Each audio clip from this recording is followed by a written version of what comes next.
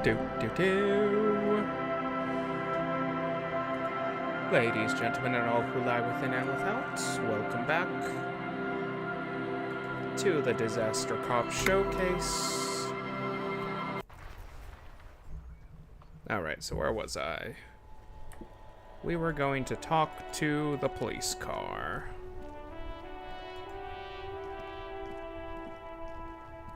Actually, wait, we're going to talk to the... Alright, yep. Mapping complete. Okay.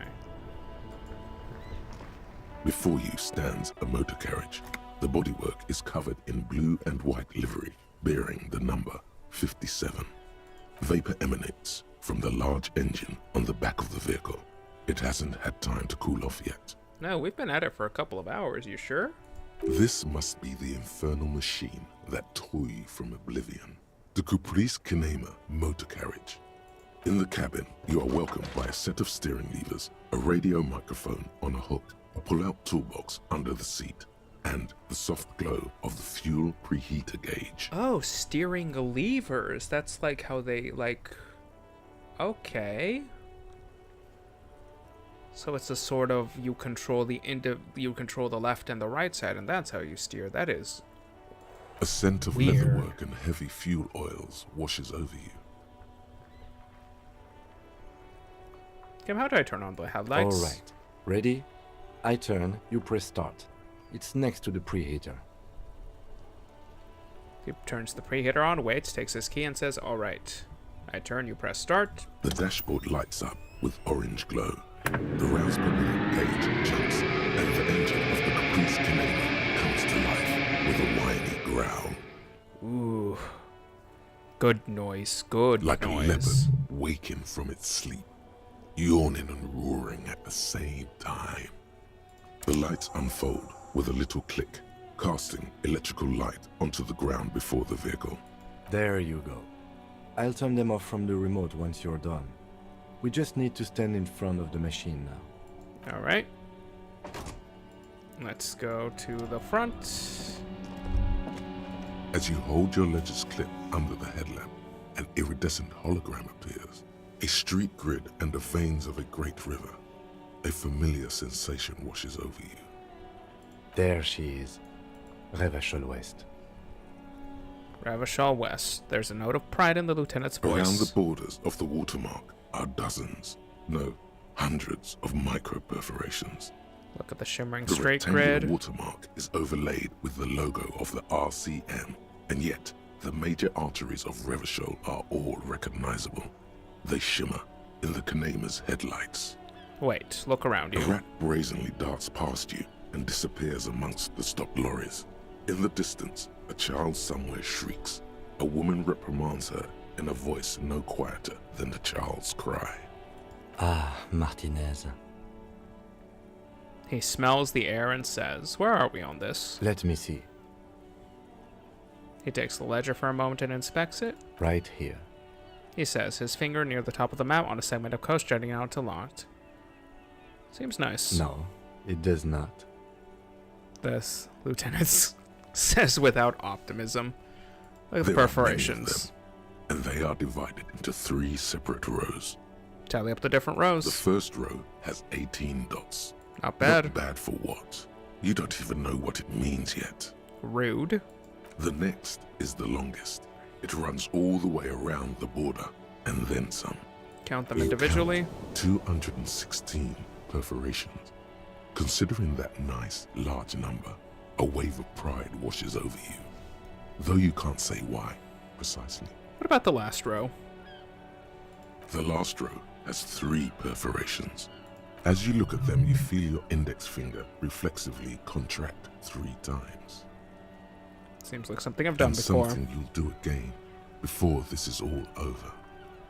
You feel your index finger. Oh, that's the amount of times I've fired a gun, isn't it? Hey Kim, what do all these holes mean? Those are perforations. They represent your record as an officer of the RCM. They are your statistics, as it were. I should have guessed you'd keep a record. Officers often do. Let's take a look. Alpha male officers who are proud of their numbers often do. It's meant. The first row represents your years of service. 18 years. Okay, not bad at all. What did you do before you volunteered? Probably some boring office job. I feel like I just went around. Wait, 18 years I've done That's what it this? says. I might have guessed even longer based on your age. What did you do all those blissful years of your youth? Got drunk like a megastar? Yes, that does seem quite likely. Your youth coincided with some heady days for Revachol. But let's move on, shall we? This next row, the one that wraps all the way around, is your number of closed cases. Closed is good. It means finished. You've got, let's see... Wow, more than 200. 216 to be exact. It's quite a lot, even for someone who's been on the force for nearly 2 decades. Usually, clearing more than 10 cases a year puts you in the 90th percentile of all RCM officers. Used to be good. So you're saying I used to be a super cop. Call it what you want.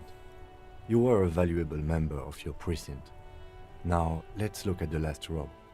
You know the answer already. The tingle in your index finger gave it away.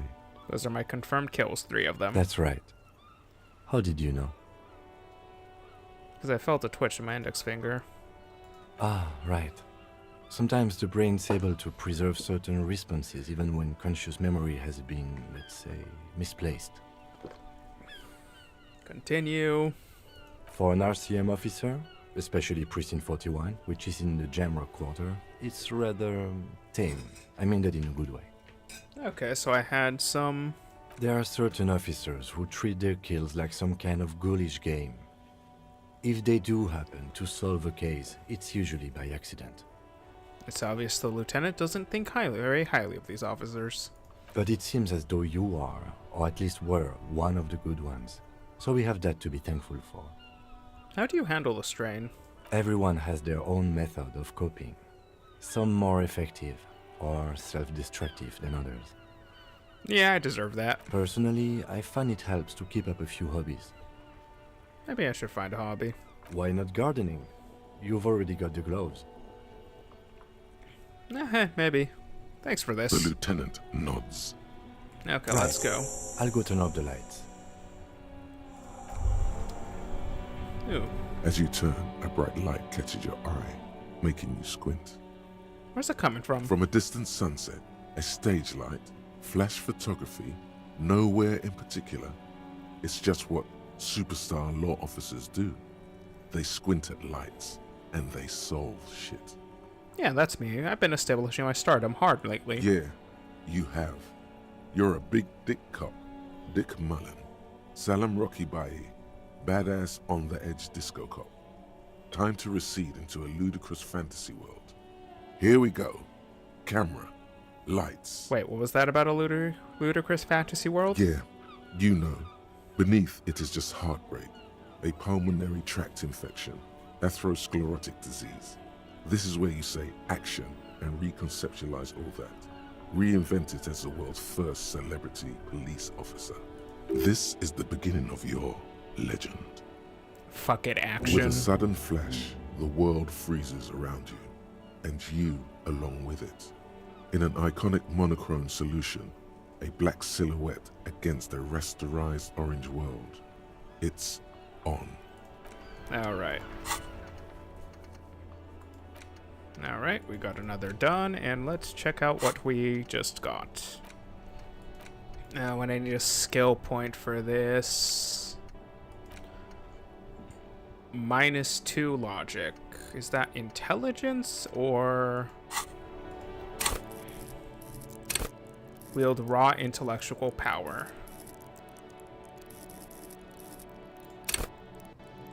Okay, so endurance can be upgraded rather high now that we have it.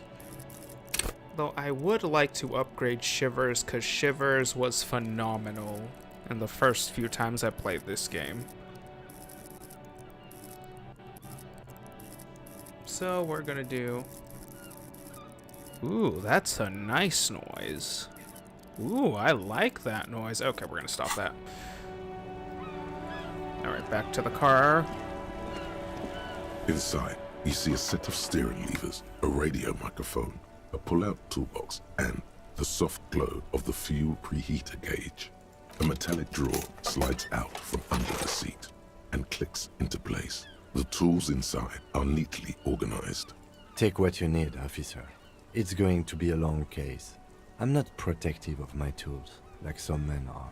Alright, let's take The the pry pry bar bar. feels nice and cold in your hand, heavier than you'd think. Useful for opening all sorts of doors and lids. The handles are long and sleek. Snap, snap, go the cutters in your hand.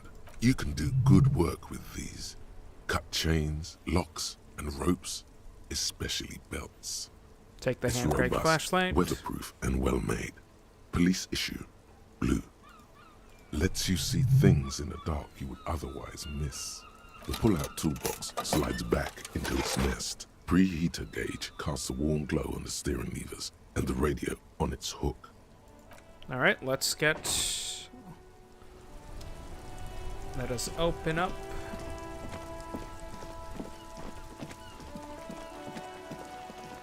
The body. Alright. He hasn't thrown any rocks at the body, that's great.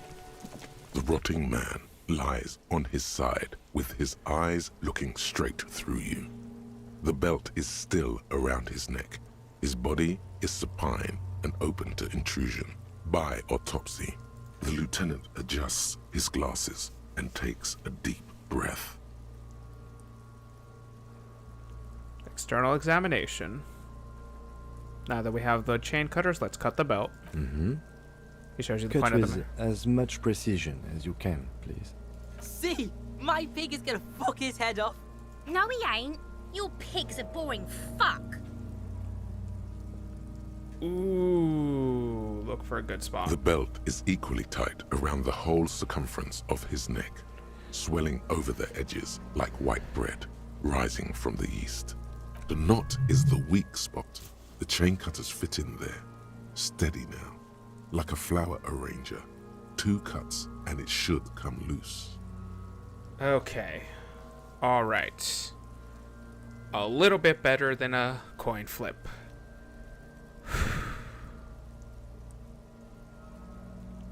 Alright. 3, 2, 1. After some deliberation, Yes! you sink the cutters into the knot tying the belt together. You squeeze the rubber handles together, sweat forming on your brow. Press down. Snap! The knot is slashed. Another cut and the belt falls apart like a flower bouquet, revealing the dead man's neck and the dark red ligature mark around it. The rope rises to a point, leaving a gap in the ligature mark. The suspension point is in the back of the neck. The lieutenant has kneeled a closer, running his finger along the dark red groove until there's a An gap. oranging is observed on the skin, above and below the ligature mark. The mark is well pronounced, consistent with a drop from 1 or 1.5 meters. Alright. Chest is intact, normal contour. Abdomen is protuberant, pelvis intact, genitalia. He pulls down the man's underpants. No! Let's get out and see! I fucking knew it! Genitalia is male and unremarkable. No evidence of injury. Write it down Back and is move on. symmetrical and intact. Upper and lower extremities are intact, but asymmetrical. There are combat injuries on the right hand, thigh, and hip. In addition, I see smaller, residual scars, too numerous to count, covering about 30% of his skin. From wounds sustained over 2, maybe more decades, dispersal and accumulation indicates long and active combat duty. Scarring is extensive, way more than a law officer's. We have a real museum here. Of battles, wars. Last item, hands. He takes the right hand in his, inspects it, moves on to the other hand. Hands are clean. No sign of a recent struggle. Are we expecting any? I was. Maybe I'm just not seeing them. Honestly, this stench is making it hard for me to think at the moment. Write it down. That's all for the external. Well done. What next? Internal examination summary. Central nervous system. I have nothing. Do you have anything on this man's central nervous system?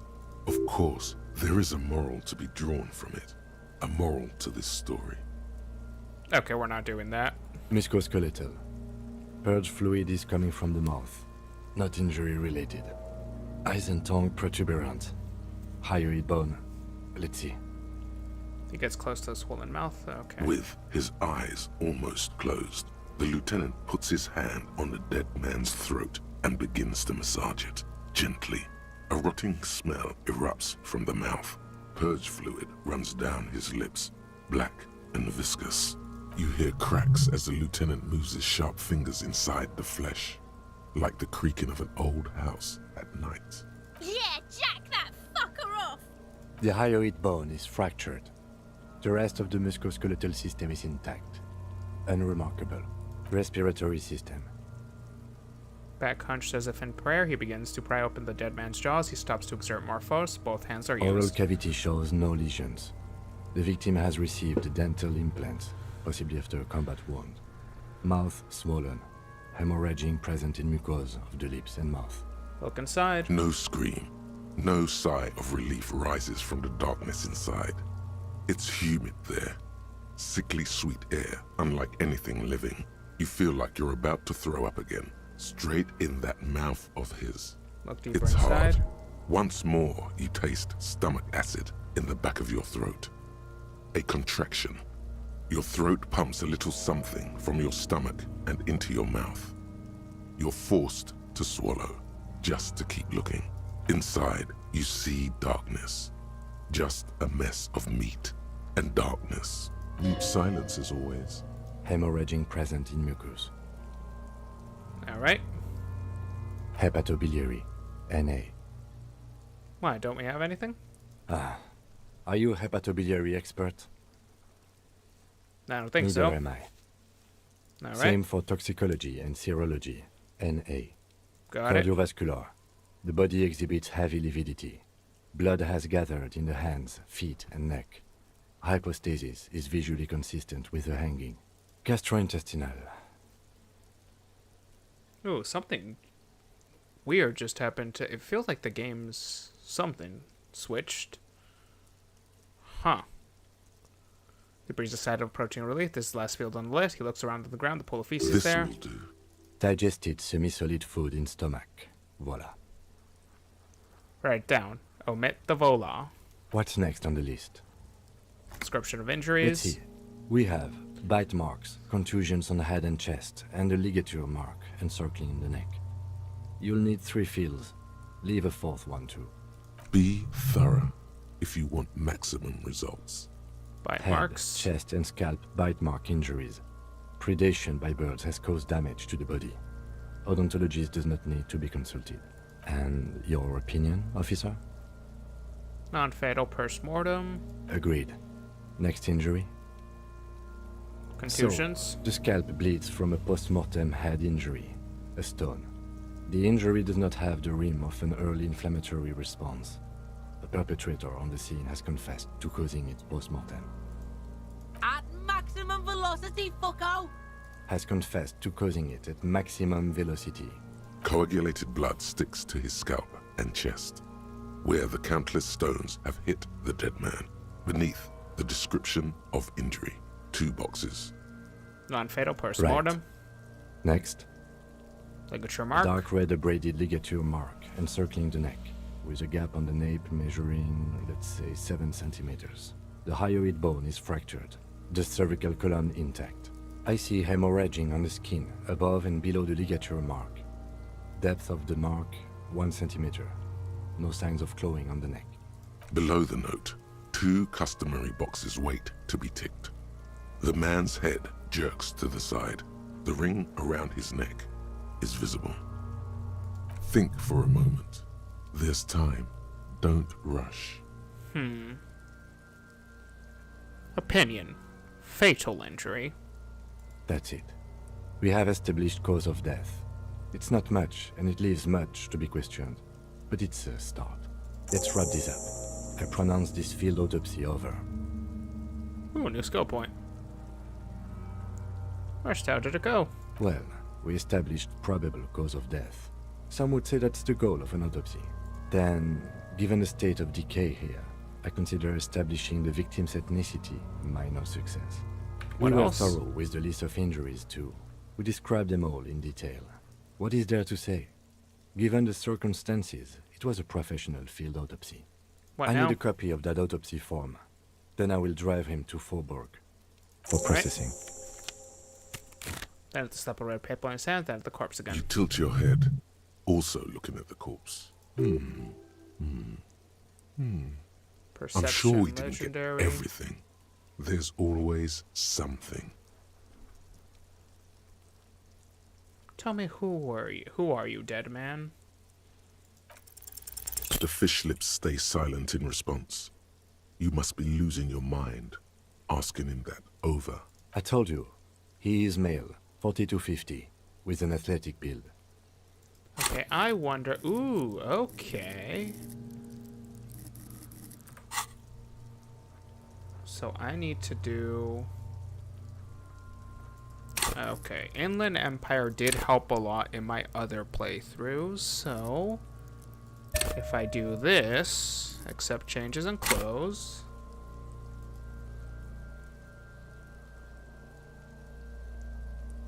Okay.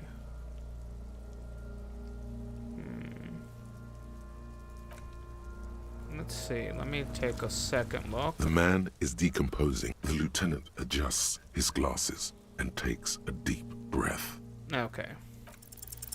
I'm gone Where have you gone? into the wild pale yonder. Where's that? In the past, way out in the west. I can see you're gone, but who are you? I'm a joke. Look at me. You are now. But who were you when you were alive? A killer. A motherfucker. And a killer. I have another Go question. ahead, Coppo. What is happening? What do you mean? I'm talking to you. It's the power of your Black frothy liquid starts bubbling on his lips. imagination. Go ahead. Ask me more questions. You fucking love questions. Why do I love questions so much? Because you're a copperoonie. Look at all of them go. Do you want more questions? Give me a comical amount of Coming questions. right up, copperoonie Rooney. Who killed you? Love did me in, Brother Copo. It was love all along. Can you ask me a question? Sure, Lobo. I can ask you a question. Why are you doing this? What? Looking at my face, motionless. Looking into my eyes. Standing here. Why are you investigating my murder? Maybe this will lead to something indescribable, unforeseen, miraculous. The clown lips on the corpse appear to smile. Something is on its way. Something hidden. It's coming. A miracle from the northwest, and it's almost here. You can feel it in the air, on your hands. The cold spring air smoothing them over. Why do I feel like I've forgotten something terrible? Because you have. Is my name Rooney? Fuck no. You're no Rooney. Rooney is obviously not who I Between am. you and me, your name is probably Harry. I feel like I've been getting a lot of Harry recently. You might be onto something there. Which was it that killed you then? Love or communism? You said love killed you, but you fell down. You said it was You're communism. misquoting me, Rooney. I said communism killed me. Love did me in. You really need to learn the difference, buddy. This is embarrassing. You know. Come back later, Corpo. Amuse yourself with my frank manners and my memento mori features. If possible, also, see me in your dreams. Alright, let's try this one. You run your hands over the victim's cold body, his limbs, his torso with its swollen organs. Maybe you should be more thorough. Look under His sleeping now. fingernails have turned dark. They're chipped. Do you think we missed something? No, let's just I leave worked it. as one of those processing guys for a year. They are butchers and clowns. I once saw 20 CODs go misidentified in 1 week. Chances are slim to none that they'll find anything useful in processing. In short, Oof. you and I are the last line of detection. If you're not sure we got everything, we need to look again. And for that, we need to refrigerate the corpse. Okay, where do we find a fridge for the It body? would have to be industrial in size. Let's start by asking Gart at the Whirling in Rags and the Fritz store down at the gates. If they don't know, but what's- only if all else fails. Fuck are you looking at, Beano, man? You want a piece of the Kuno? Wanna get fucked? Only if all else fails. Alright, let's hurry then. This is one task we cannot sideline. With every hour, whatever we are looking for will become harder to find. Okay, so we want to fridge the body in case.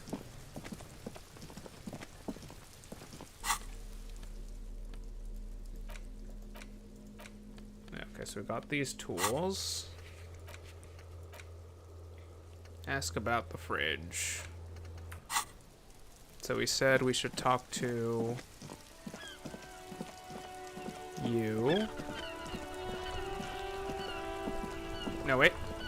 Gart.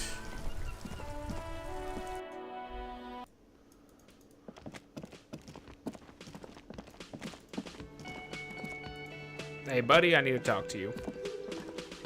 Can I help you? Here's your trash container key. Thanks. I hope you found what you were looking for. I found the victim's clothes. How strange. I certainly didn't put them there. Could someone on your staff have put them there? Sylvie had the keys before I got here, and I can vouch for her. I can vouch for all my stuff. None of us would tamper with the crime scene. Who else has kings to the trash containers? The trash collection service? CS Municipal. I don't see why they would put anything in the trash, though. Ah, the elusive CS Municipal. I doubt we'll be able to track down who was sent here last and when. This will have to be one of those little threads that solves itself down the road. Thank you anyway. Next, let's talk about Yes? something else. I seem to be in the need of a fridge. Yes. For the dead body. You want to put a dead corpse into my fridge, right? Correct him. No, we want to put a very important dead body into your fridge. Yeah, that's the gist of it. Well, I have a fridge, and you're not putting it here. Why? Because this is a culinary establishment, not a morgue. I can't believe you even asked me. It would only be for... Lieutenant, you too? You're asking too? No. The answer is no. I will not turn this place into some kind of macabre circus. Let's go talk to the Frit clerk. Alright, goodbye. Is this a door too? Okay, no, this is not an exit.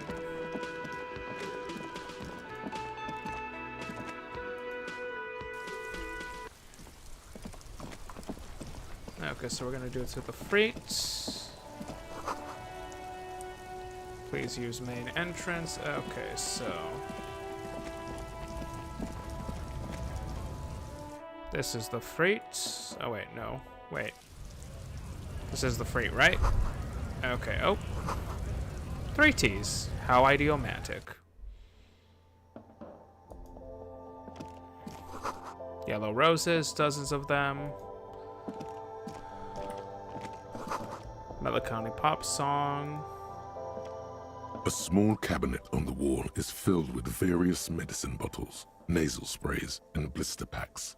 They all bear the Saint Baptiste Pharmaceutics logo. Their logo is the bloodless rose, pure white, untouched by harm. Just ask me if you need anything from Saint Baptiste. We don't stock prescription meds, but we do have Nosafed, Duramine, Magnesium, and Hypnogamma. Okay, gotcha. And this is... Ooh, The I know what tin this machine is. stands in the corner. A sign says, 1 bottle. Okay, yeah, I know you, and... Do you have a fridge I can Welcome use? to Frit. Feel free to look around or something. Everything is out on the shelves. What's that magazine she's reading? Let's proceed. I have some questions for you. Okay. I'm not really supposed to be chatting to anyone, but... Do you have a fridge? Mm-hmm. Right behind you. I need to store a corpse there. You're joking, right?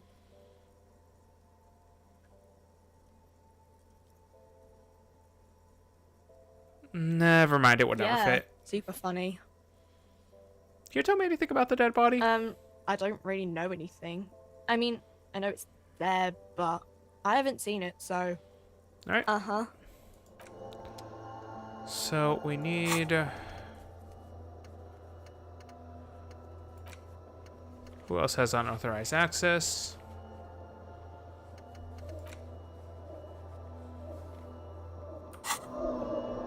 Alright.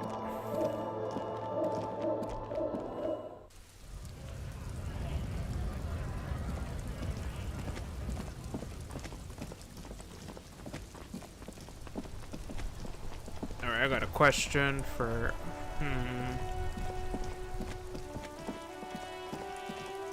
Do I really want to talk to Kuno again, though? Oh, we got this. There are several footprints in the mud, left by... Okay. The man is decom... The lieutenant adjusts his glasses and takes a deep breath.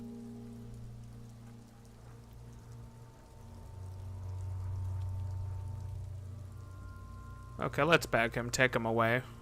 If you think so, officer, I'm not going to object. I need a little help for carrying him to the holding pen of my kinema. I'll take it from there. It's too Right. late to take him into processing today. I'll take him first thing tomorrow. Alright. Let's do it. Yeah, leaving it in this city, it seems like a bad idea. Someone might fucks with it. Words brain speak. So do we want to upgrade, or do we want to open up and get some kind of superstar?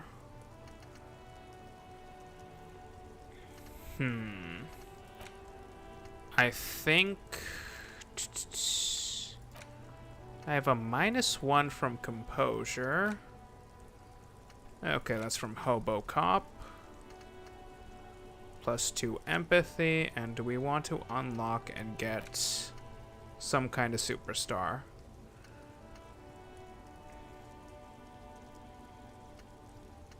No, not yet. What I want to do is I want to upgrade Shivers, because Shivers is phenomenal. Accept changes in clothes, and then we're going to go to...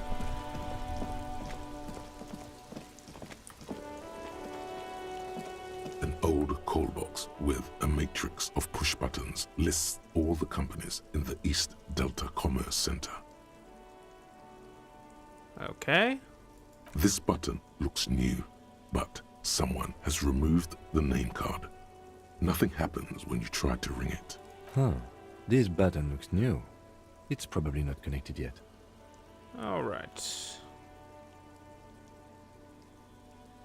Silence. No one answers the doorbell. Silence. No one's home at Fortress Accident. You hear static from the intercom speaker. It sounds as if someone has picked up the receiver, but isn't saying anything. You can almost hear them breathe. Hello, is anyone there? Yes, hello. This is Tricentennial Electric. The woman's voice crackling and fragile through the static. Have you come to place an order? She sounds almost antique, as if her voice was being played off an old wax cylinder. A receiver must not be working properly. Wait, but what happened to Slipstream SCA? There's no Tricentennial Electrics on the list. Hold on, Tricentennial Electronics. I thought it was calling Slipstream SA. My God. The lieutenant exchanges a look with you. Sorry? It's you. My God. I didn't think I would hear your voice here. She must be mistaking you for someone else. Who cares that you don't remember her? Just go along with it. Who are you? Where are you? Michelle, just please. She stops. You can hear her breathe heavily, her breath distorted by ancient static. Why did you even call? I don't understand. You've been gone for months. I thought you didn't care. Hold on, tell me what's going on. What did I do? Ever since I came to live here, it's been different. As if my mind's been wiped clean. A spot of static overrides her words. When she speaks again, it sounds like she's submerged. It's so nice. It's so nice to be able to finally meet again. Forget about what? She sounds like she's about to cry. Hello? She doesn't answer. Yeah, you're still there? Silence. The only thing you can hear now is static and waves washing ashore on the bay. What just happened? Another seagull passes by. It's getting cold standing here, staring at the silent call box. I don't know what happened either. We should probably stop playing with this thing. Alright, it's goodbye then. You press the number sign on the keypad that terminates the call. 12 name cards on the call box read. For Brown's taxi. Okay, this actually spends time, so we shall... There are bottles inside. You can pick them up if you had a bag. Oh, what's in here? This Post Lavantorie mail collection box has been heavily vandalized with graffito. A closer inspection reveals 2 bullet holes in the front. Lovely. A faint sticker on the side reads, RCM Emergencies Desk number 8102, with a slogan, Mankind, be vigilant. Good mail delivery box.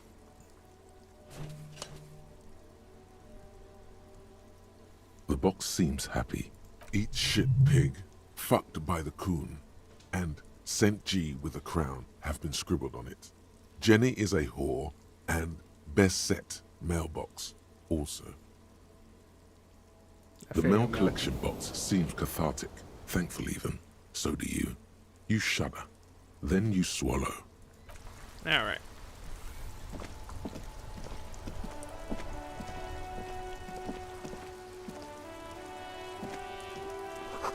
The book has a rose and a pistol. Okay, let's just look around for a bit.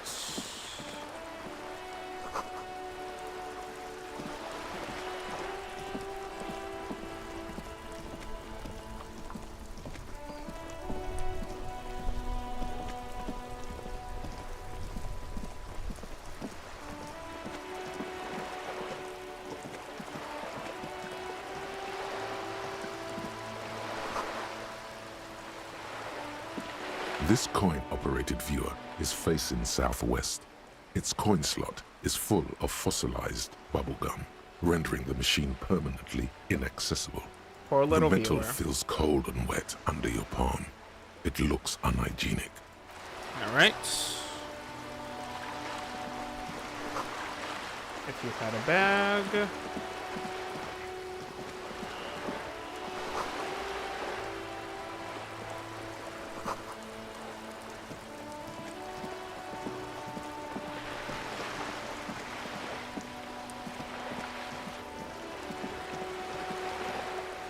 Oh, hello.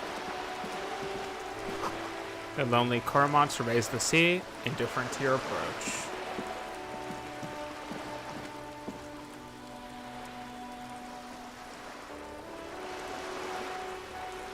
Hello, welcome back, Daisy. Glad to see ya.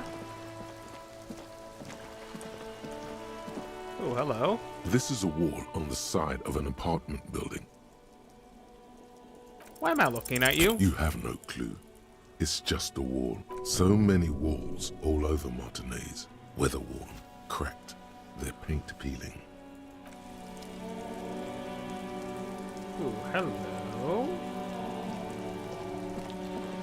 Alright.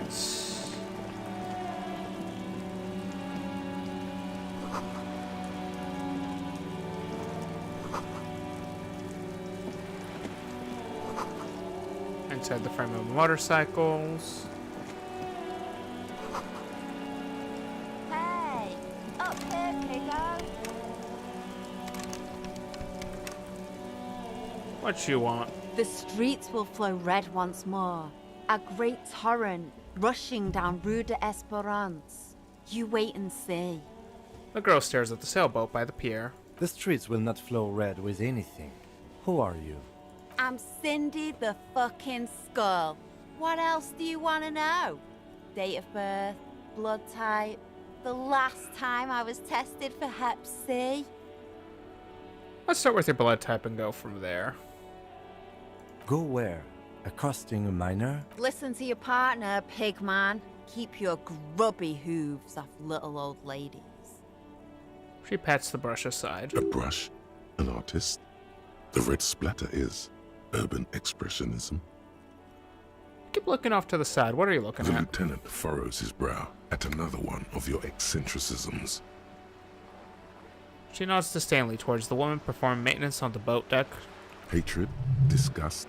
It's difficult to tell which of the two is more present in her girlish features. The woman on the boat does not notice her staring. That is on her.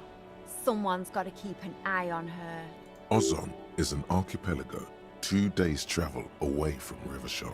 Its moneyed residents, used to posh restaurants and upscale boutiques, rarely have reason to visit Martinez. Who is she? Probably the Wild Pines rep. We should talk to her. She's a professional negotiator, though. I have the feeling she will be very cooperative while telling us nothing. All You right. should take the lead. Ask her unexpected questions, you know? Do your thing. Don't be afraid to get a bit wacky. Throwing her off is our best bet. All Good right. idea, piggies. Run along now. Fuck her shit up good. Impound that boat while you're at it. I'd like to watch her swim back to Ozon. What are you doing to the wall? Can't you tell? I'm painting a beautiful mural, an aereo graffitio visible from low orbit. I haven't really started it yet. I'm waiting for the right words.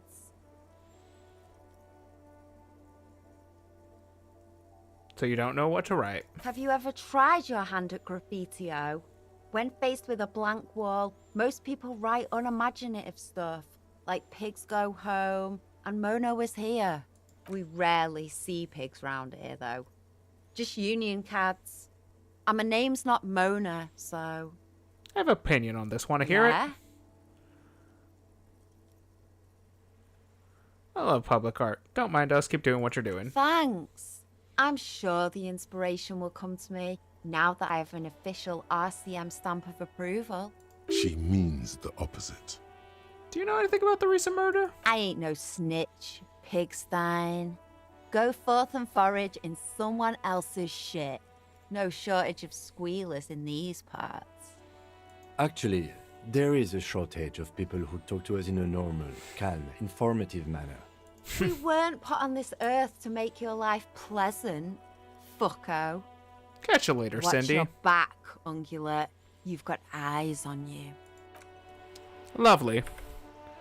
Actually, I have a quick wonder thingamabob. Anti-aliasing. Tutorial agent, detective mode, Twitch integration, dyslexic font, voiceover full.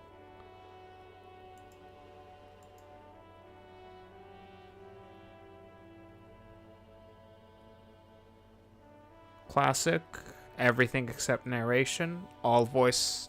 Okay. Now what? Okay, so do I?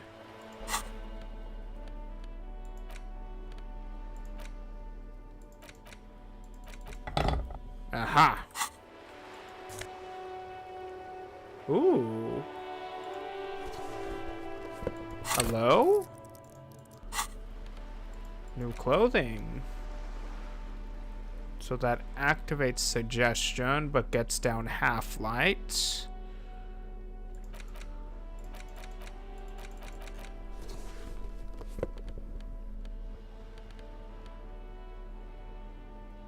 Okay.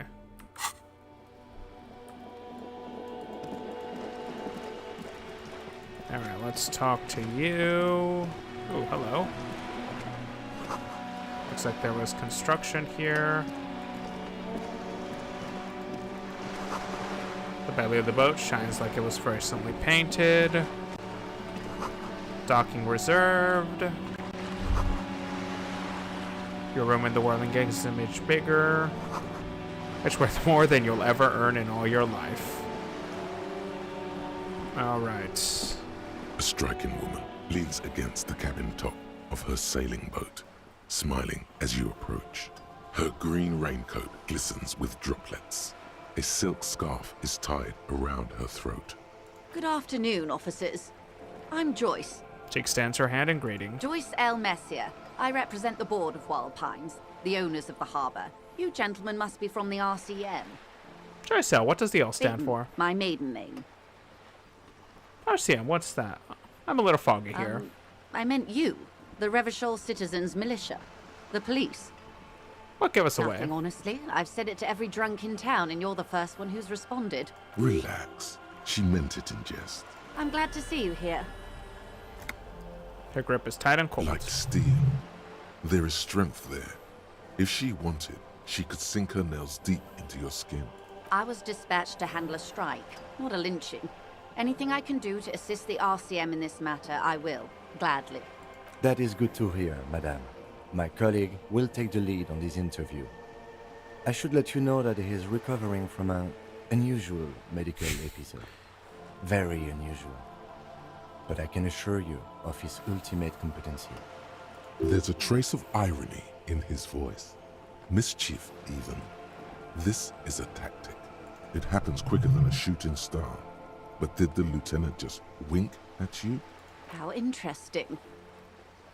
I wish you a swift recovery. In the meanwhile, you have my full cooperation, and the full cooperation of the Wild Pines group. How should I begin? You seem rich. Can I have some money? You know what? Sure. Is what you want to say, but it isn't that easy, is it? Why Look not? at that lady. Take a gander. Squint your eyes, bub. What nice fabrics. Why, yes. Tucked away under that sturdy green raincoat, almost rustic in its simplicity, a silk shirt and matching scarf around her gentle throat, while dull orange pearls hang from her earlobes, red from the cold. Her light green eyes scan you, full of knowledge and worry. Wealth and all its possibilities. These are the kind eyes of the rich man that seem to say everything is possible, within reason. Yeah, Now so? look at you. You misery-clad simian. Barely able to tie your own laces. Your armpits are lakes. A scythe of booze precedes you. Your hair sticks to your forehead, and your underwear feels uncomfortable. You're poor. Poor as balls. You can't ask this person for money. You're too... As I should be. Yes, I should make my own. I'm a goddamn working man. I'm not ashamed to shake this leech for some dough. You think your little communism protects you from this feeling? No. The more demeaning it is to grovel at her feet. As I was saying, if there's any way I may be of assistance, please don't hesitate to ask. Do you know something about these tattoos? What can you tell me about this liching? Quite a few things, I'm afraid. She falls silent for a moment, contemplating something. The information I'm to share with you includes sensitive trade secrets. For the sake of my employer, I have to ask for your names and badge numbers. Of course, ma'am. We should have introduced ourselves. I am Lieutenant Kitsuragi from Precinct 57. And this is my colleague from Precinct 41. I'm afraid he doesn't have his badge at the moment. I hope mine will suffice. How curious. Why is that, Detective? Remember when my partner told you I recently suffered from an unusual medical episode? My lost badge is related to it. I see. So, are you saying you lost your badge during the course of this episode? I could have eaten it for all I know. I don't remember anything. This world, this city, nothing. Oh dear. Some kind of encephalopathic amnesia. I don't even know how to respond. I do believe you, naive as that may sound. I simply can't imagine what you gain by faking such a condition. As I said, ma'am, his technique may be very unconventional, but he is an officer of the RCM. Of course, I sympathize, but I'm afraid I simply can't share anything more until I've seen that badge. She's a professional negotiator. She should be open to some sort of mutually beneficial arrangement. Then I'll find it somehow. Let's talk Of about something course. else. But before we do, officers, let me be perfectly clear. Okay? The situation is extremely volatile. The sooner we can speak about this lynching business, the better for all of us. You're on a boat. Why, yes I am. Does she have a name? The boat? No. It is called Cordelati 19 because that's the type of sloop it is. Okay, but what kind of boat is It's it? a pleasure craft. A 19 pacer. It also happens to be rated for Category 1 racing. Though these days I mainly use it for business. How do you like My it? sloop? I like it a lot. It's the eel's hips, baby. I'm enjoying this part of the interview. It has so little to do with the murder we're investigating. I think I have a handle on the Good. boat thing. Tell me about Wild Pines. What do you do? What we do. I'm afraid I don't speak for Wild Pines as a whole. It's a giant undertaking. There was a touch of discomfort there. She wants to merely represent. So what do they do? Pines' core competency is logistics. Container shipping, freight, that sort of thing. See those airships there, blinking? Those are the shipping side of things. And that is the terminal. Another subdivision deals with energy, oil and gas exploration, offshore platforms. The Wild Pines Group is one of the original Revacholian Indo-tribes. Companies awarded royal monopolies by the king, the suzerain himself, centuries ago. The king is long gone, but several of the Indo-tribes remain. What are the other Indo-tribes? Son-Baptiste, LUM, an unknown entity known as Brightest Star.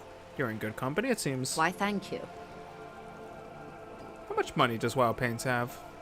I'm not at liberty to discuss the company balance sheet, but I can tell you that last year, the company booked more than 20 billion real in revenue. Man, the money I owe is so much less than that. Yes, past a certain point, numbers begin to seem imaginary, but they are quite real for the 72,000 employees who depend on Wild Pines for their paychecks. A conglomerate the size of Wild Pines is like a shark. If it stops moving and growing, it will die. Then what becomes of those 72,000 families? It is a tremendous responsibility. Where does Wild Pine get all these billions? They started as an exploration and cargo fleet conducting trade between the Samaran and Insulindian Isolas 250 years ago, when Pine ships explored the South Seminese and charted Lomantang on behalf of the suzerain. Alright. Something just came up that's bothering me. I need to do a little doohickey.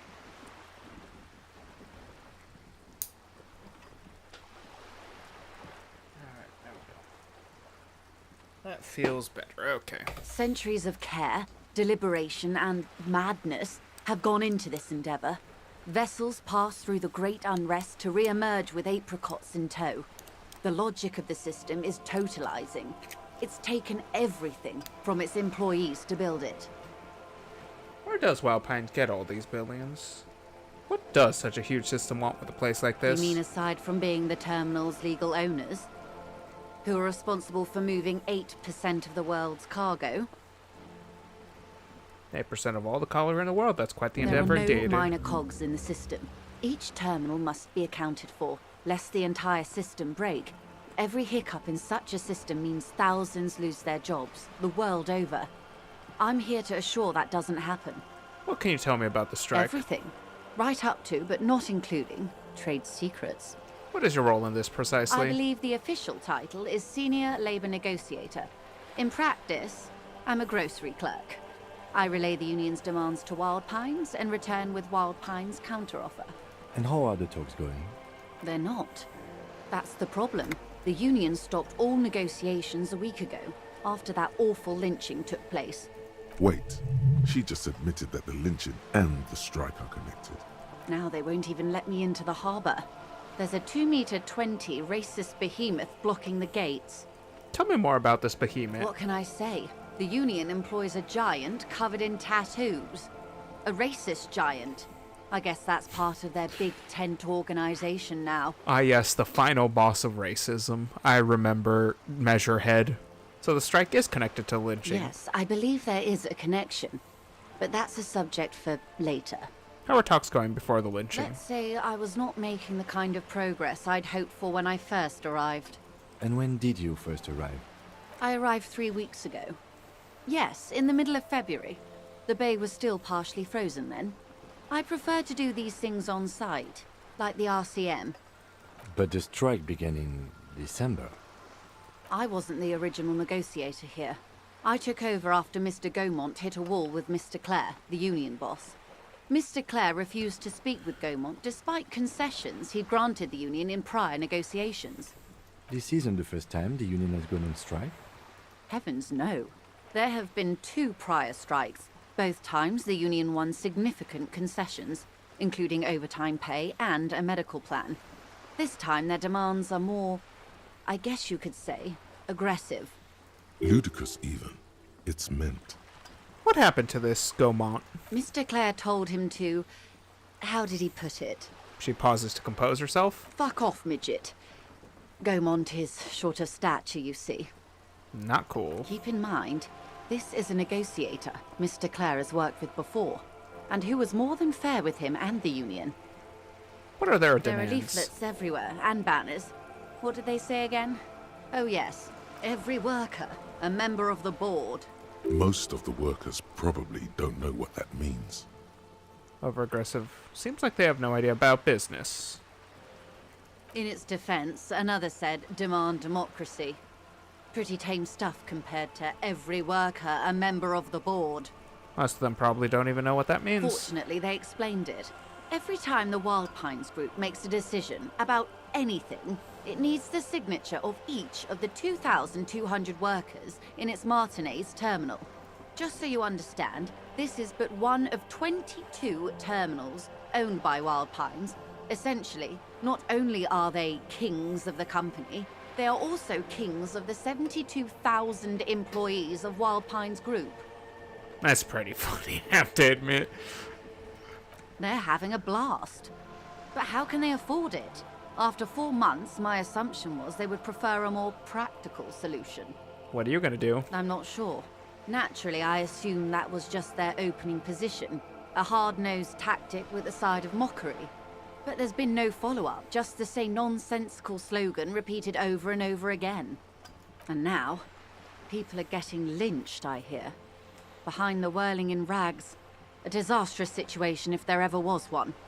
Excuse me, from whom did you hear about this lynching? I first heard it from the bowyer at the gates. The one whose very name advertises his aversion to work. I think he said it was, call me mañana. This checks out. Tell about the union boss, Mr. Clare. Everard Clare is a man of the utmost integrity. If you can say one thing about him, it's that he always puts the interests of the workers first. Really? Of course not. Everard is fantastically corrupt. I imagine he has a thick, viscous goo where you and I have blood. If Okay. you were to prick it with something sharp, you could see it oozing out. A knife, maybe? No, a rapier. You sound like you're about to take a rapier to him. Oh, heavens no. We get along just fine. Yet, now that you mention it, I can't stop imagining that black treacle just dribbling down his double chin. She stops and smiles. Is he that bad? He is the most corrupt individual I have ever seen, and I deal with men like him for a living. If there is anyone more venal, more irredeemably nepotistic, then it's his twin brother, Edgar. Wait, there are 2 of him? Yes, Edgar looks exactly like his brother, except for that lazy eye. He also talks exactly like Everard does, and when one's term as foreman is up, the other takes over. It's how they circumvent the term limits, you see, with a funny little switcheroo. While in office, they've embezzled God knows how much of their workers' dues. What about the union itself outside the The Brothers Clare. The Debardeurs Union was once a perfectly normal institution. 20 years ago, anyway. It must not have been easy to establish under the Emergency Act. But they did it. I can respect that. Organized labor at its best, as they say. Then something happened in the local chapter elections. The Brothers Clare came and transformed it into a... how do you say? Giza hesitates, looking for the right expression. A mob. The Debardeurs are a crime syndicate. Sad as it may be, I suspect we'll be forced to cooperate with them. Refreshingly honest, officer. The company has tried appeasing in the past, but I'm afraid our concessions have only emboldened Evrart and his brother. And your opinion, Detective, if I may ask? I'm a curious and talkative person, you see. Would you say the Debardeurs Union is... Basically a socialist mob. Thank you for being candid. Sadly, Wild Pines have cooperated with what amounts to a crime syndicate for 2 decades. However much you feed the wolf always hungers. One more thing, you said something happened in the I'm glad elections? you asked. There was a woman, the previous forewoman of the Union. She disappeared. Disappeared? Yes. On the last day of the local chapter elections, her daughter phoned in and said she wasn't running anymore. Or coming to work. Ever. End of story. Ooh. This forewoman, her name? This forewoman, her name? Sadly, the company records do not even give a name. She's just forewoman in private correspondence. Holly. I don't even know if it's a sir or given name. And I don't have access to the Union's files. It happens. That's it? The company suspects foul play. But there's nothing they could do. It was a Union matter. The point of the presentation is, these kinds of things happen around the Clares. Watch out when you're dealing with him. Thank you for your concern, ma'am. We'll be just fine. That's all I need here. Let's Of change course. the topic. How else can I help? Do you know something about these tattoos? That's the man who was killed. I'm afraid this is a discussion for once we've cleared the lynching question.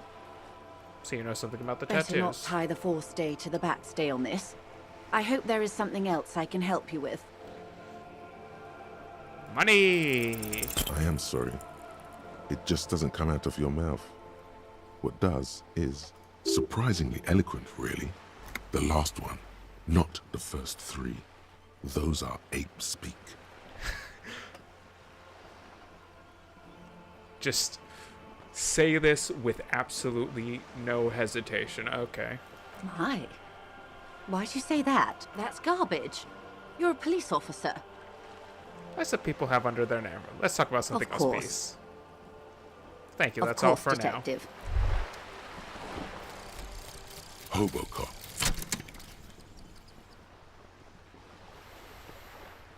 Technically, you wouldn't be a cop anymore, but a hobo. That would mean game over for the cop chapter of your adventures. But who knows where the hobo part takes you? To the bar? The old L'Assommoir? To the pier or the sewers? To Le Royaume, where for 300 years they interred the dead. You could plunder royalist crypts for long-forgotten triple malt bourbon, then fight the Arden-Macan beast that lurks the bottommost sepulchres. The secrets of the city are all yours at last. Wonderful. Reveals extra special limited editions tear bottles. More money for selling tar. Learning cap to Shivers raised to 6. Phenomenal.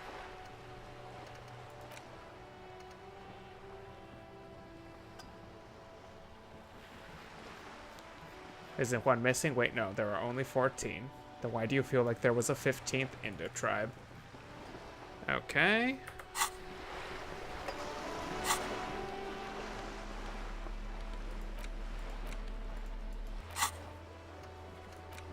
Okay, there's something she wants to tell you, but you want to present your badge. Yes?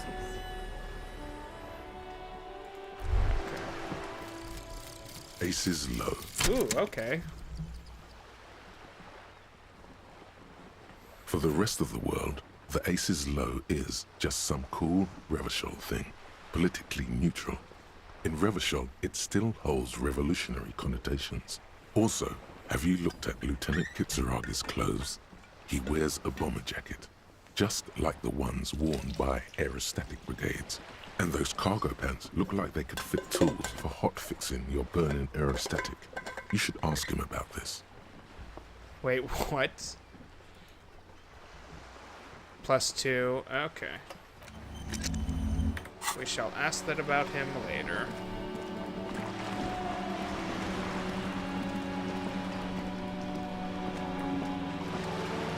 Okay, so I remember. Wait, no. I think I forgot. I remembered something. Oh, hello.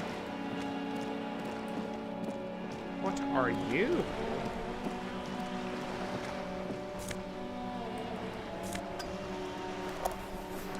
That shall be useful. Okay. I remember seeing a thing.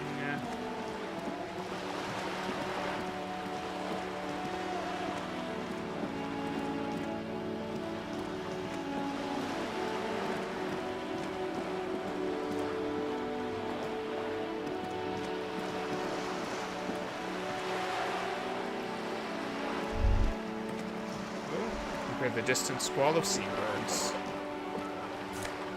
Ooh, money.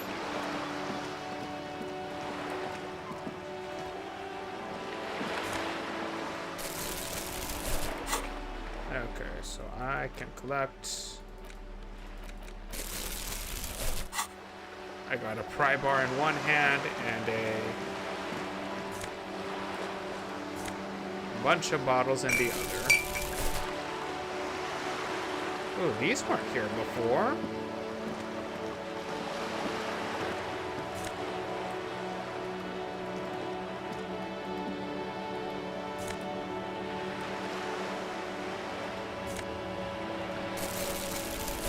Kim, I'm gonna have to kindly ask you to move.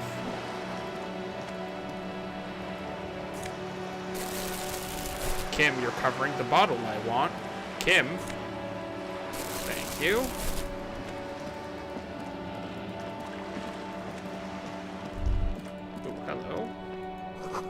The book is titled The Man from Humandel and the Wildfire. And hello.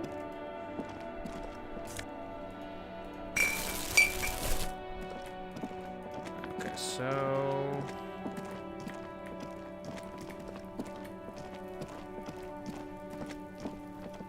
Alright.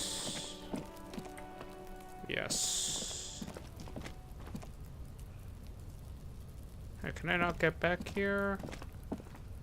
I cannot get back here. Okay.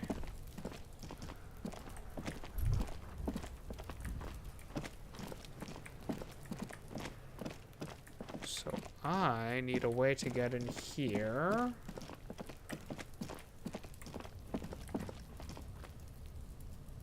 Okay, so I can't get into there. Let's check this. An inconspicuous pile of the roofing material, Eternite. What is this? It's nothing. Someone just left some roofing material slanted against an old shack. Because there's a secret door hidden behind the panels of Eternite. That's why they're too orderly. There it is. You see a shabby little door.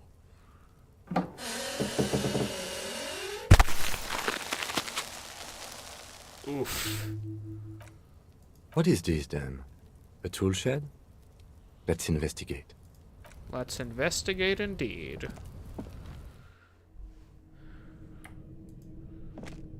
Hello, what are you? We'll take that. Get out of the way or get fucked up. Cured pig's head. It looks mummified. That's deeply disturbing. And what's up here? Oh. What are you?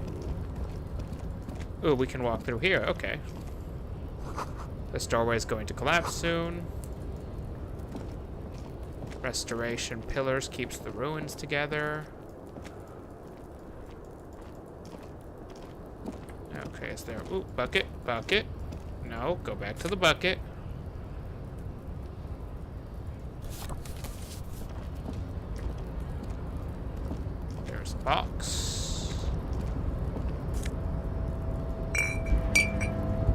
More health items.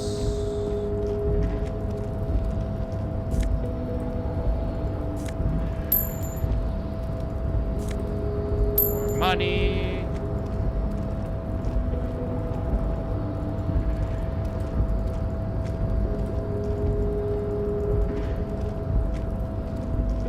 Okay, walk like I can Looks get like to someone that. left his tarpaulin cloak hanging on the railing here.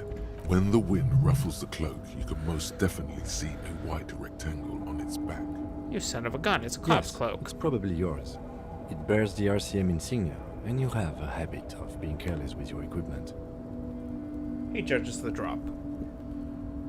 You could probably make the jump. You look like you've done some track and field in your day. Look The around. wind is aggressive up here. The lieutenant looks at the enormous crane towering in the distance over the container yard. That machine is a Kvalsund 1020 HK. Kvalsund 1020 HK? Is it? Kvalsund makes a lot of heavy equipment, but this is phenomenal, even for them. But I digress. We were focusing on your cloak here. Alright.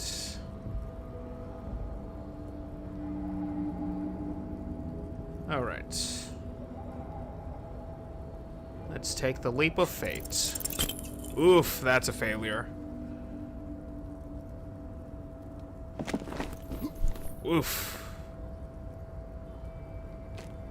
Is that a morale down or a health down? That's still too high. What were you thinking? You're not a gymnast. You're a boxer. And you've climbed way too high up here. That is not what this says. You could have died there. Shit, shit, shit, shit. I'm failing you. This wasn't part of our deal. Hey! What happened? Alright, Kim, I just can't do it I right understand. We can always come back when you are feeling better. It's just a cloak after all. now. Yeah, not right now. Okay. We can't get down from here. Okay.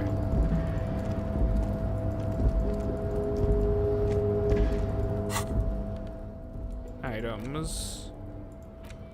This postcard. Okay.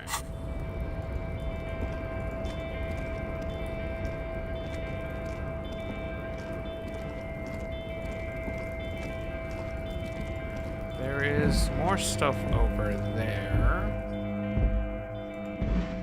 Oh, hello. Traces of bone yellow powder. Okay.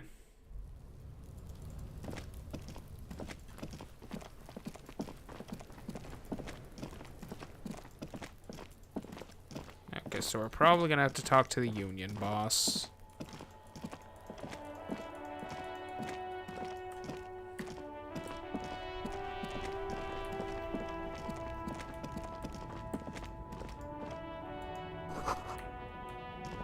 All right.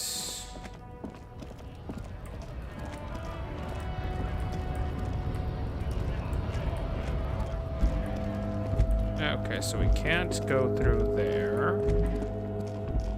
So let's go over here and talk to the people. I am a gander and a hunter and a gatherer. Feel like a traveler. The man mutters to himself, accenting the beats as he goes. A simple little cadence. He seems to be making it up as he goes. Keep listening. From another planet. Hey there. Hey there. What's going on here? It's the jam, my man. He makes his sport from the lorries and sweeping The air gestures. from the east is thick with the smell of crude oils, heavy metals, and other byproducts of the modern era. You can almost taste it. What's the jam? It's a traffic jam for the ages. Harbor gates up the street are shut tight. No explanation given. Workers on strike, scabs agitating, an all-around clusterfuck.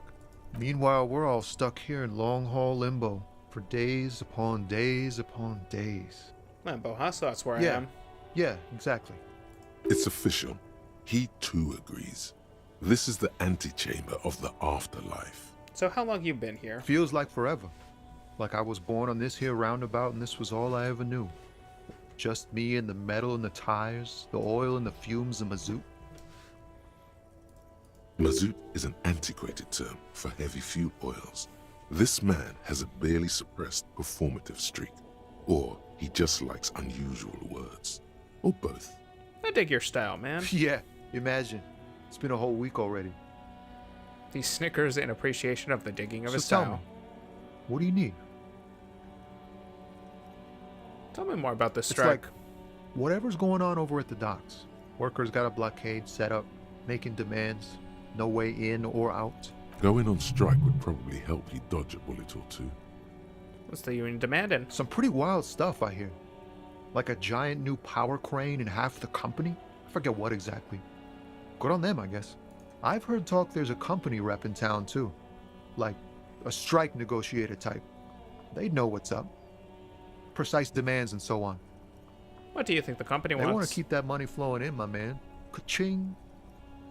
He doesn't blame them, but he's not on their side.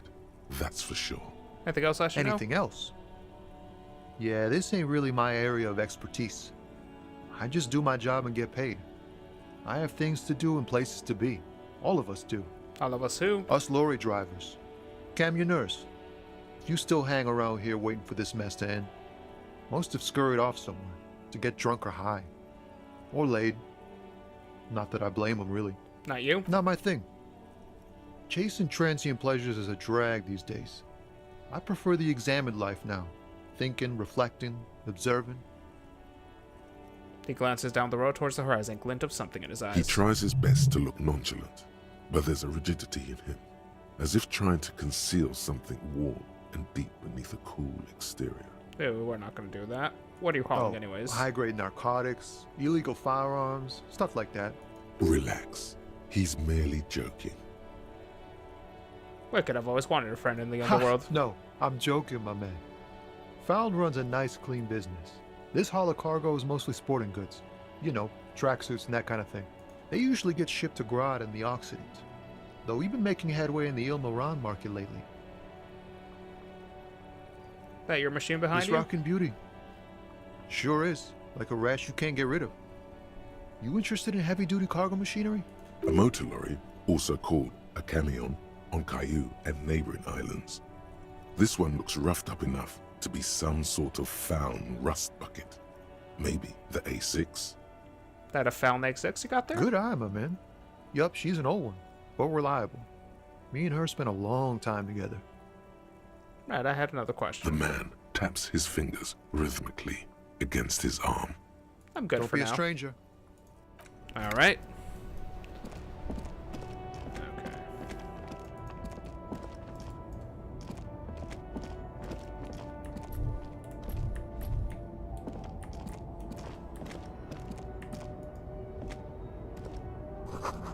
The Boldvog Saints Hanmanox. An old monument stands in the middle of the traffic island, pointing toward the sea. It looks as if it's been reassembled piece by piece, secured and mounted in the air with the aid of numerous ropes and rods. Ooh. Who is this? A silver plaque on the statue's pedestal reads, "I am Philip III, the Squanderer, the greatest of the Philippian kings of Revachol, son of Philip II, the opulent, father of Philip IV, the insane." Ooh, that's a wonderful title. The Insane. As you look up, you notice something about the statue. There are some odd indentations on the king's chest piece. What indentations? What do I see? Something with great kinetic energy seems to have impacted the cuirass, around where the heart is. A bullet? Someone shot him in the heart. Interesting. Lieutenant, has someone shot the king? Okay, I can't see it, but I take your word for it. What do you think? Well, Martinez is riddled with bullet holes. This place saw a lot of action during the revolution. But the statue is recently renovated, so maybe a joke? Target practice or a political statement? Political. It's a king and he's shot. Why not? What this shows us is guns aren't too uncommon here, and people still shoot them, sometimes at kings. The king stands high above you, surveying the bay. mute and indifferent to your sightings. What did this king do? Even by the standards of the Philippian kings, old sumptuous Philip was known for his profligacy. Profligacy, that's a word I don't know. Well, he blew through the whole national treasury, starting the decline of one of the penultimate century's greatest superpowers, the suzerain of Revachol.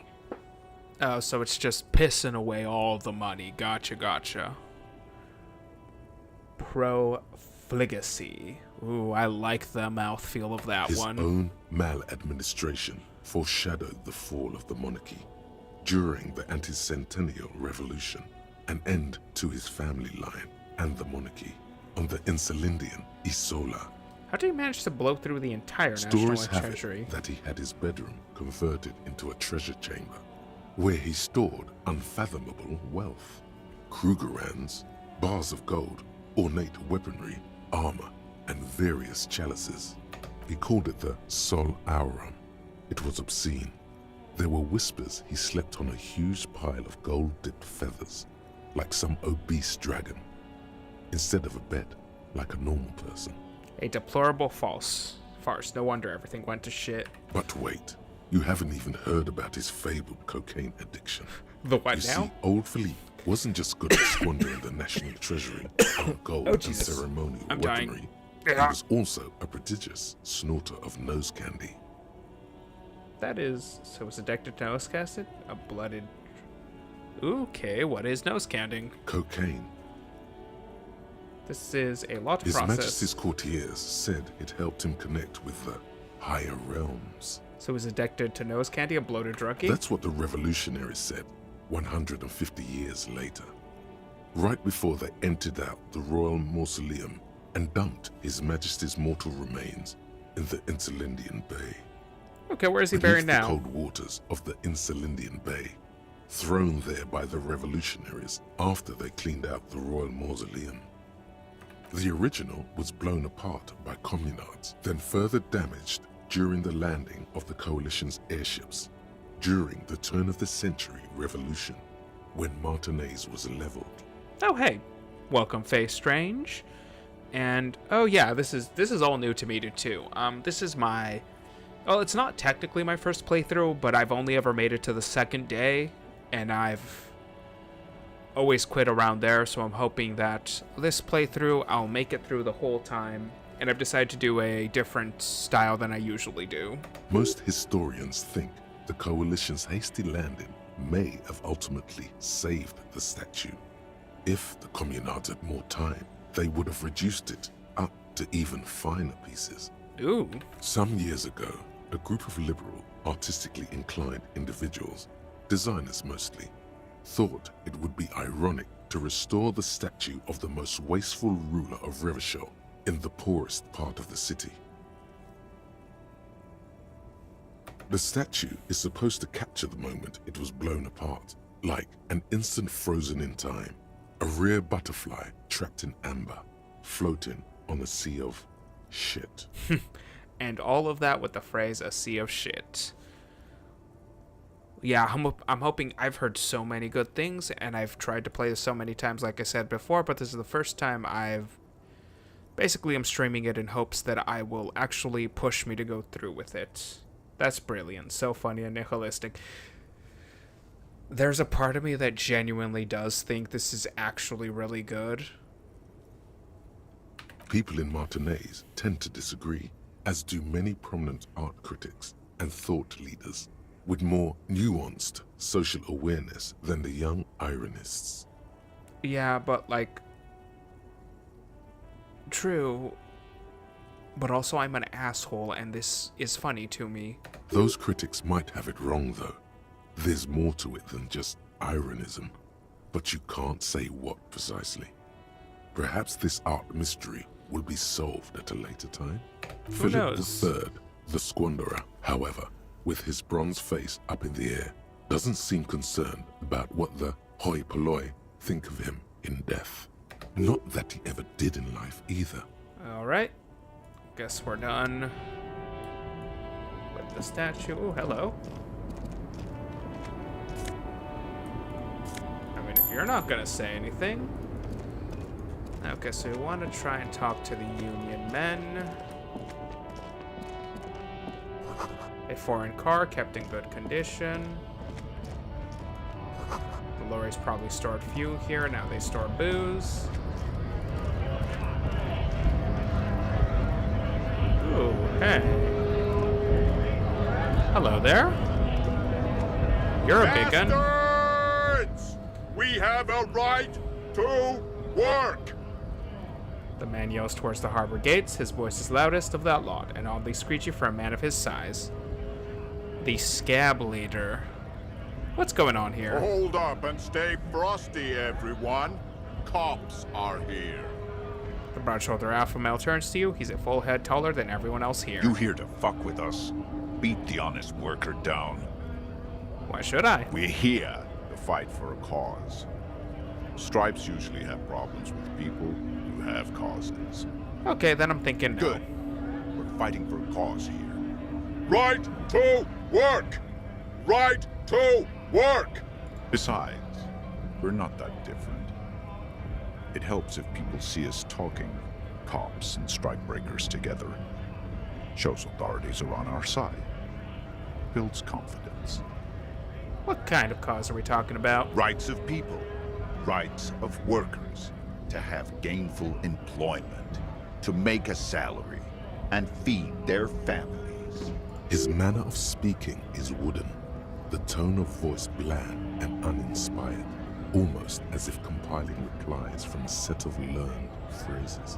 Regardless, I have some questions for you. Maybe you should ask them the questions, like why we're not allowed to make a living here. Shame on you! We have families to feed, you piece of shit. He points his finger to the man sitting on the railing. So do we, Scott.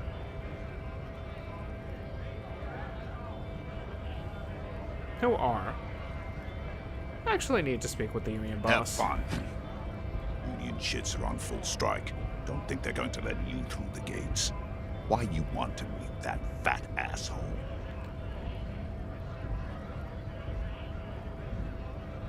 I'm interviewing people about a murder that took place here, behind the hotel cafeteria there. So should we keep it a secret, or should we just full-on tell him? He probably knows. If they've been here for a week, he knows. I know nothing about a murder. Absolutely nothing? Wouldn't put it past these harbor bugs. They'd do anything to stay alive. Right to work! It's shameful. Cops doing nothing. You should bring backup. Open up the gates for us. Blockading gainful employment for workers is a crime. This really isn't my area of expertise. We are not picking a side in this just yet, sir. Pity. Let us work! What exactly is your goal here? We were promised work. We'd be in there, working, if the bastards hadn't shut the gates. And you're unable to breach the Main entrance? gate's locked. Would take heavy ordnance to bust it open. Could try to get in through the secretary's office. Door's locked. The guard's blocking the way to the access panel. And I don't mean the scrawny mess punk either. I mean head measurer. Or whatever he is. Wait, head Huge measurer? Seminoles guy standing up there on the overhead passage. Won't let anyone by. The access panel is right behind him. How bad could one guy be? You seem Bad. capable. Standing on a narrow bridge, he's got a strategically advantageous position. And he's trained.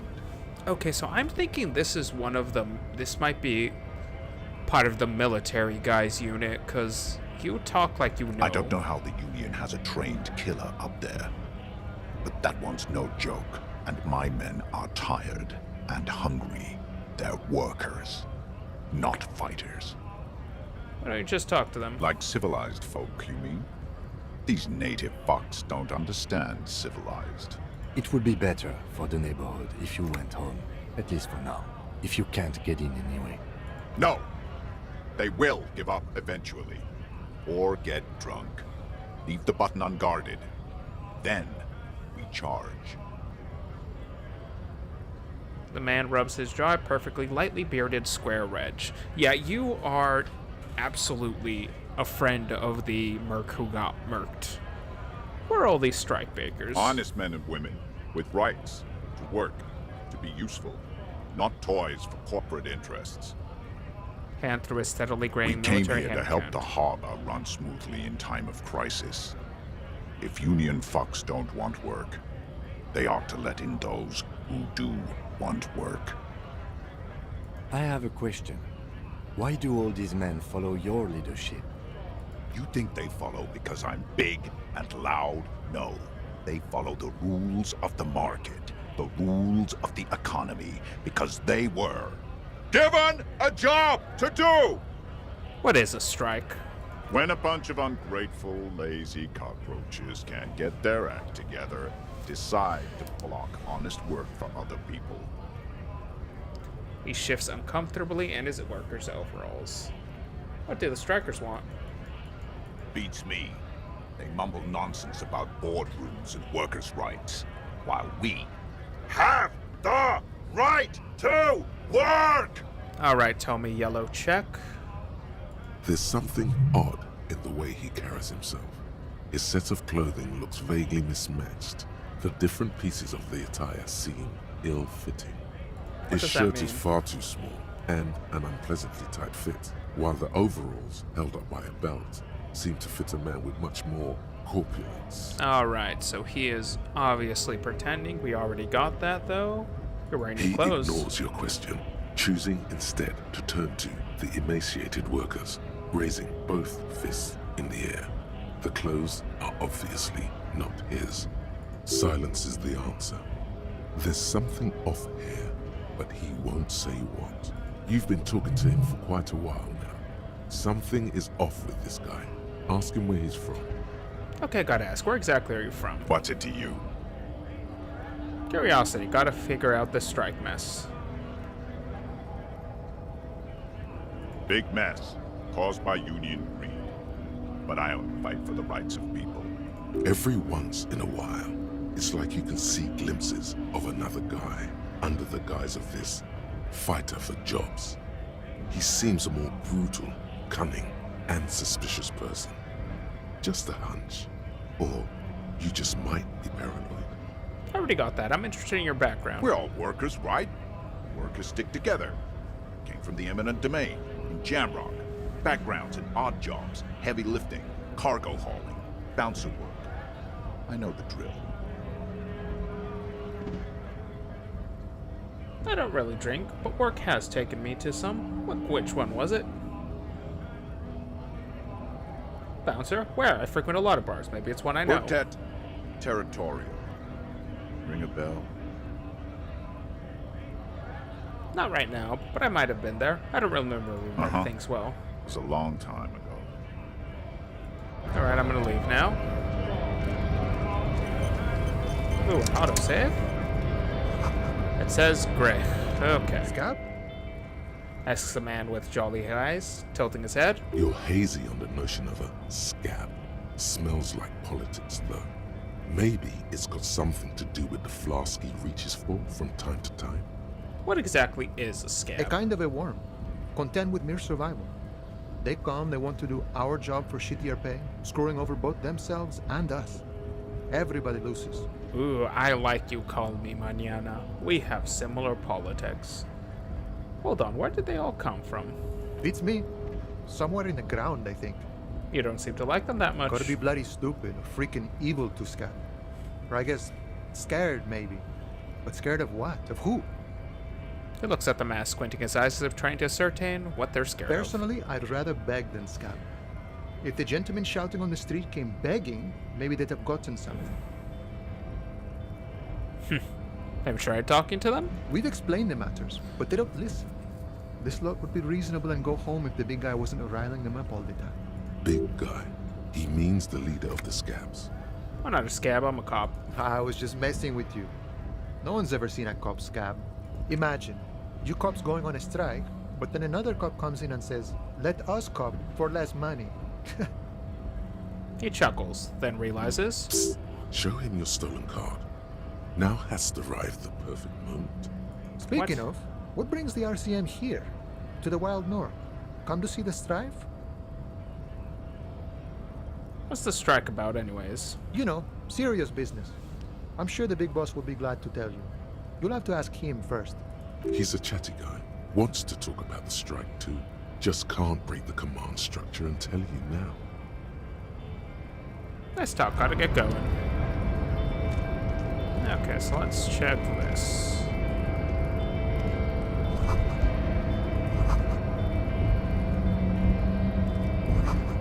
Case of strike, press button behind the guard. Okay.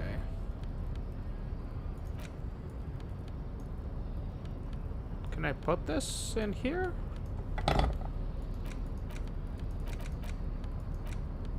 Huh. Okay, so I can't. Oh, I have a thing for bullets. Oh, yeah, I guess I should have a gun.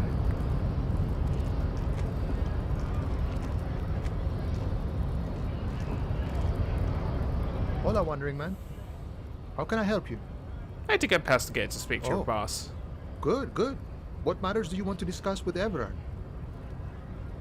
Might have been information about a killing that took place behind the hostel. Everard's got a lot of knowledge about a lot of things, eh?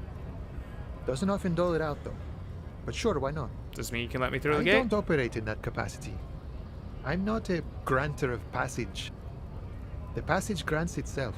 If it's so simple, why did the scab leader warn you of the guards blocking the way? That's simple. I just walk in. Walk right past Measurehead and go in. Past Measurehead? Yeah, the 2.5 meter tall Semini Supremus is there. Walk right past him, then press the button to unlock the door. Then go past him again. Okay. And you enter the arbor through the office. Está. So you're saying it's actually quite difficult. Don't worry, I'm sure it's not completely impossible. For example, you could best Measurehead in a physical confrontation. I've done that in my previous playthroughs, but I'm doing a thinky fast build, so that's not going to happen. Or you could convert to a Semini Supremacist worldview. Or, maybe it actually is completely impossible. Has any of the scabs tried converting to his worldview? Jean-Luc himself would say the philosophy has proven overly heroic for the scabs to convert to. Not enough intuition. Has anyone ever bested him in physical confrontation? Not yet, no. He's incredibly strong. Got it, another thing. I'm actually a worker like you. Show him the stolen card. Okay, that seems... If I can't get past Measurehead, sure, we'll try it, but... let's not go to that immediately. The future belongs to Measurehead. Okay, so the last time I just decked him, let's see if we can destroy him with facts and logic.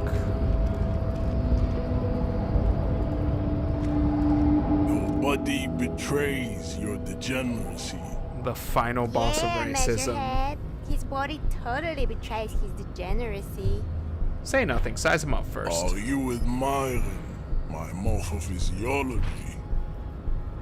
A ring of muscles passes underneath his skin. He lets you look. It must be frightening to stand in the shadow of this racial pinnacle.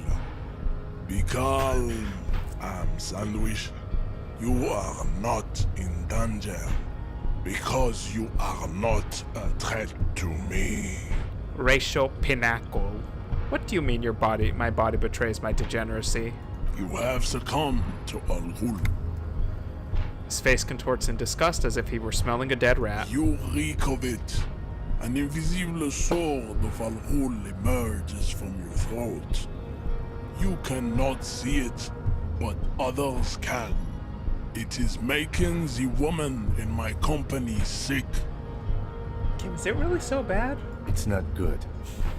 It's like a rat crawled into your stomach, got drunk, and drowned.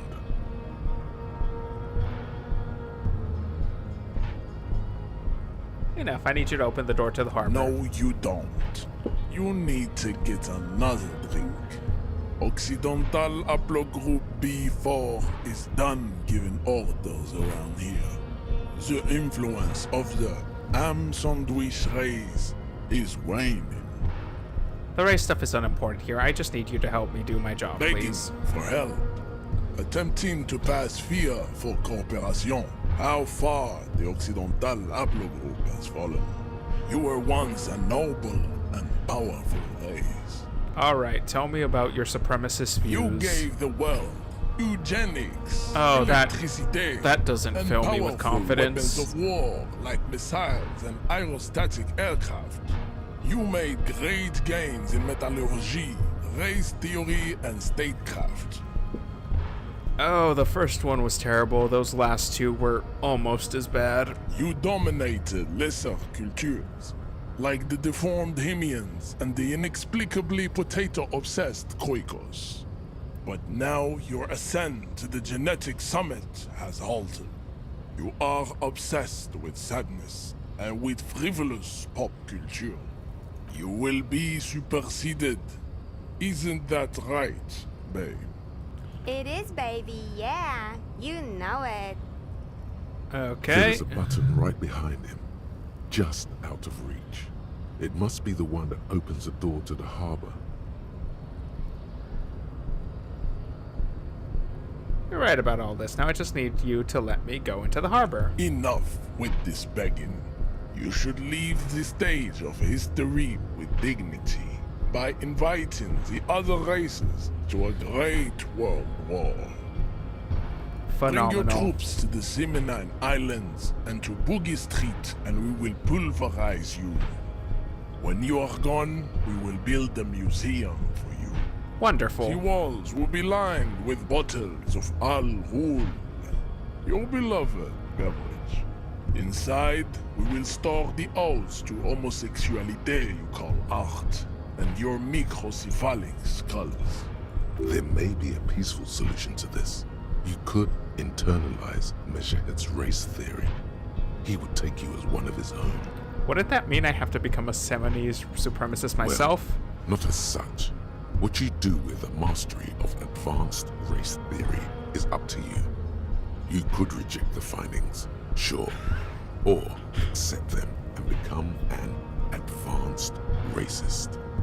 Become an advanced racist. That is not a phrase I thought I could hear.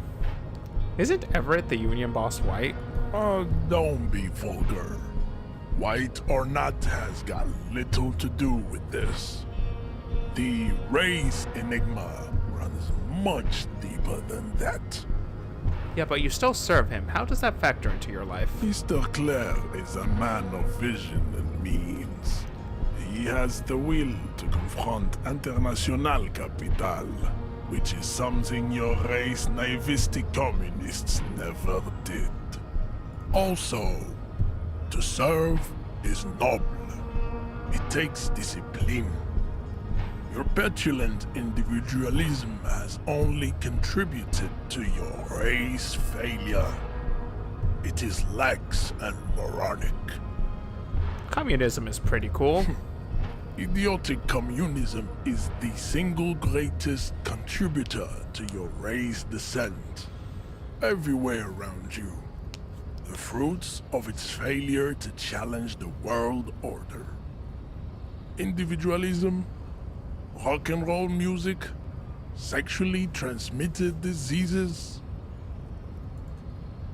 Above all, rampant multinational finance still reigning large. Tell me, where have you gotten your love of pathetic communism from? Degenerate youth culture? Rock and roll music? I got it from disco, actually. Offshoots of the Seminese people invented disco while having sex under the influence of cocaine. It is a shame upon my race. But what is done is done. I am not surprised you enjoy it so much. This has happened to many of the side products of the inevitable cultural victory of the Seminese race. Okay, I'll ask, who are the The Seminese? South Island race, Haplogroup A4A. We are the rightful masters of the Insulindian archipelago. We descend from the Areopagites of ancient Pericarnassus and arrived here 4,000 years ago. millennia before you. All right. We are the future. That is all you need to know. So you were born and raised on the islands before you moved to Revachol. I am a descendant. The narrow streets of Ulumbuir are with me in my genetic dreams. I see young Seminese women walk into the grey mass on Ile de Fantôme, waiting on immaculate conception from the Pay. So you did not come from the islands? No. I have heard about it on the radio. So you're not really Seminese, you're just from Revachol. I'm from Couronne. And no, it is not just in Revachol. The city is central to the Simony strategy. Spreading through its trade networks, our culture will dominate the world. You have heard enough about our phylogenetic secrets for today. You have extinction to come to terms with, and never getting into the harbor. Okay, so before we... We still need to get into the harbor. There's an interview to conduct. There must be another way. Try the jump. Up there on the roof. It will be worth it. Else there is little choice but to figure out a way to deal with the man. Okay. So I am going to have to say that we are done for today. So to everyone who's been watching, thank you. And I shall see you next time.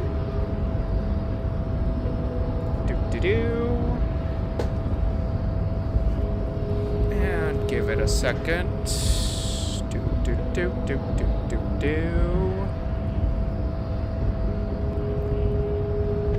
And